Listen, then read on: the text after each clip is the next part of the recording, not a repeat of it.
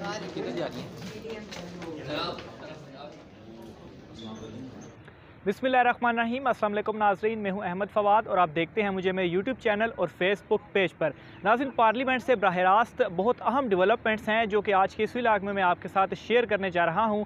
और पार्लियामेंट में आज इसलिए आया था क्योंकि गुज़श्ता काफ़ी दिनों से जो एक इशू मुसलसल चलता जा रहा है और जो डेडलॉक है वो अभी तक कायम है। और जो मामला है वो है DGISI की तैनाती के हवाले से, क्योंकि आज 18 अक्टूबर हो चुकी है और अभी तक जब मैं ये व्लॉग रिकॉर्ड कर रहा हूँ तब तक जो नोटिफिकेशन है हुकूमत की जानिब से वो इस हवाले से जारी नहीं किया गया। इसकी डिटेल जो है वो आज मैंने पार्लियामेंट से मुख्तलिफ लोगों से यहाँ पर बात की है, कुछ सोर्सेज से बात की है। ये अभी तक मामला क्यों नहीं हल हो रहा, इस हवाले से बहुत आम तफसीलात हैं, वो आपके साथ मैं शेयर करूँगा। और दूसरे नंबर पर नाज़रीन, मार्शल लॉ के हवाले से कुछ खबरें गर्दिश की सोशल मीडिया के ऊपर कि अगर ये डेडलॉक इसी तरह से रहता है तो शायद कोई मार्शल लॉ वाली सिचुएशन आ जाएगी। बहुत सारे लोग सवालात भी कर रहे थे, तो इस हवाले से भी कुछ डिस्कशन हुई है। आपको ये भी बताऊंगा कि ये जो खबरें गर्दिश कर रही हैं और इस हवाले से मज़ीद जो डिटेल्स हैं वो भी आपके सामने रखूँगा। और आखिर में नाज़रीन, राना सनाउल्लाह की जानिब से एक बहुत अहम जो वीडियो है जिसमें उन्होंने बहुत अहम बयान दिया है इस सारे मामले के ऊपर, वो भी आपके सामने रखूँगा, वो भी आपको सुनवाऊँगा।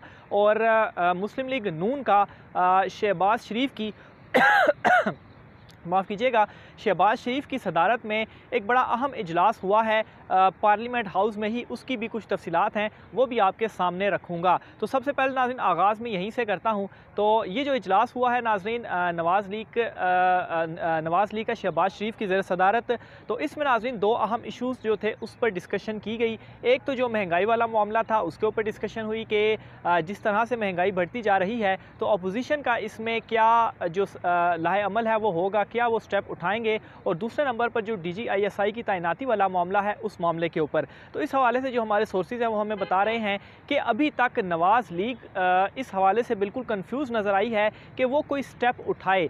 जिस तरह से महंगाई आलमोस्ट दुगनी हो चुकी है, ये एक अलग रीज़न है कि ओवरऑल दुनिया में महंगाई जो है वो बढ़ती जा रही है, ये जो भी इसकी रीज़न है। लेकिन अभी चूँकि महंगाई है और ऑब्वियसली जो गरीब तबका है वो पिस रहा है, तो इस हवाले से नवाज़ लीग बिल्कुल कंफ्यूज नज़र आई है। उनको अभी तक वो ये फ़ैसला नहीं कर पाए कि आया इस हवाले से एहतजाज करना है, सड़कों पर आना है या नहीं आना। और आज भी जो इजलास हुआ उसमें भी कोई फ़ैसला नहीं किया जा सका कि आया उन्होंने तहरीक चलानी है या कोई जलसे जुलूस वगैरह करने हैं। बस ये फ़ैसला हुआ है कि जो PDM का आज एक जलसा होगा वहाँ पर ये तजावीज़ दी जाएगी जलसे और तहरीक के हवाले से, तो फिर वो जो PDM में जो फ़ैसला होगा तो उसके बाद कोई लाहे अमल जो है वो तैयार किया जाएगा। लेकिन जो नवाज़ लीग का आज इजलास हुआ है उसमें कोई भी डिसीजन नहीं हो सका। दूसरे नंबर पर नाज़रीन जो DGISI वाला मामला है, तो उस मामले के ऊपर नाज़रीन जैसा कि पहले भी मैं ये बताता रहा हूँ कि नवाज़ लीग का जो यू टर्न है वो उसी तरह से कायम है। पहले तो नवाज़ शरीफ को वो बड़ा कायदे इनकलाब बनाकर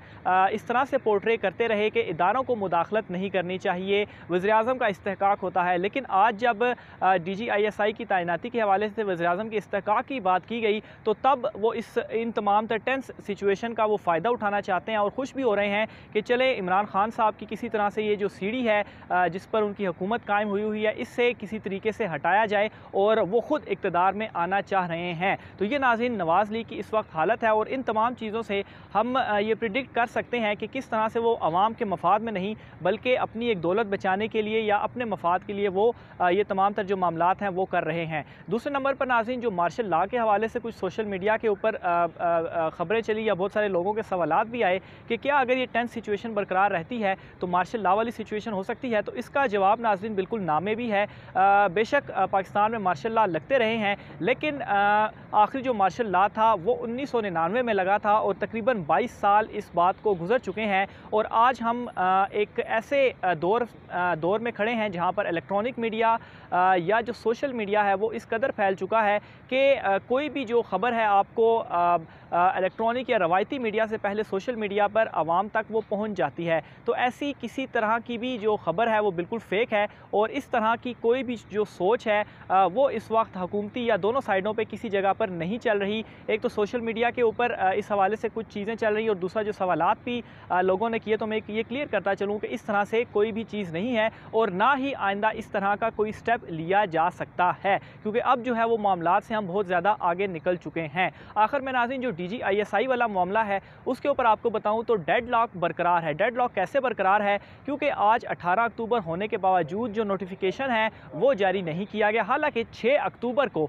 तकरीबन इसको कोई 12 दिन गुजर चुके हैं। 12 दिन गुजरने के बावजूद भी किसी तरह से कोई ख़बर सामने नहीं आ रही कि आया नोटिफिकेशन जारी क्यों नहीं किया जा रहा। इस हवाले से कुछ वफाकी वज़रा थे, उनसे भी बात हुई। ख़ास तौर पर फवाद चौधरी से भी ये सवाल किया गया कि आया ये जो मामला है ये कब आप इसको देखेंगे, नोटिफिकेशन कब जारी होगा? तो कैटेगोरिकली कोई भी जवाब नहीं दिया गया और आए बाएँ शाही जो है वो किया जाता रहा। वज़रा से जब बातचीत की गई इस हवाले से तो उनकी जानिब से भी ये कहा गया कि ताल्लुकात बिल्कुल ठीक हैं, कुछ भी नहीं है और नोटिफिकेशन जारी हो जाएगा। अगर तमाम तर चीज़ें ठीक हैं तो ये सवाल जहनों में उठता है कि आखिर वजह क्या है कि अभी तक नोटिफिकेशन क्यों नहीं जारी किया जा रहा। तो इसका मतलब यही है कि जो टेंस सिचुएशन है वो अभी तक बरकरार है। बहरहाल कुछ जो हुकूमती ज़राए थे उनसे भी हमने जो मालूमात थी वो हासिल करने की कोशिश की, तो उनकी जानिब से भी हमें ये कहा गया कि नोटिफिकेशन जो है वो जारी हो जाएगा और जो नाम एक अनाउंस हो चुका है DGISI का,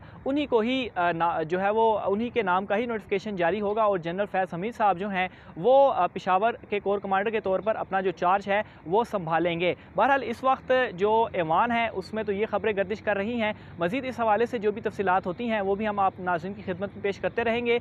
आपने अपनी राय का इज़हार लाजमी करना है, ख़ास तौर के ऊपर अपोजिशन के हवाले से कि इतनी खुली सूरत हाल है उनके सामने, लेकिन अभी तक अपोजिशन कन्फ्यूज़ है किसी तरह का भी स्टेप उठाने से। आखिर इसकी रीज़न क्या है? अपोजिशन जो है आप क्या समझते हैं कि वो अभी तक क्यों कन्फ्यूज़ हैं और क्यों ये जो टेंस सूरत हाल है इससे वो फ़ायदा उठाना चाहती है? और दूसरे नंबर पर नाज़रीन, इमरान खान साहब अगर वो डटे हुए हैं अपने जो वज़ीर-ए-आज़म का इस्तेहकाक है उस हवाले से आप क्या सोचते हैं कि इमरान खान साहब को डटे रहना चाहिए या बात को मान लेना चाहिए और ये जो मामलात हैं उसमें जो है वो एक नोटिफिकेशन को जल्द से जल्द जारी कर देना चाहिए और ये जो कन्फ्यूजन या गैर यकीनी सी सूरत हाल पैदा हो चुकी हुई है इसको ताकि जल्द से जल्द इसके ऊपर काबू पाया जा सके, इसको ख़त्म किया जा सके?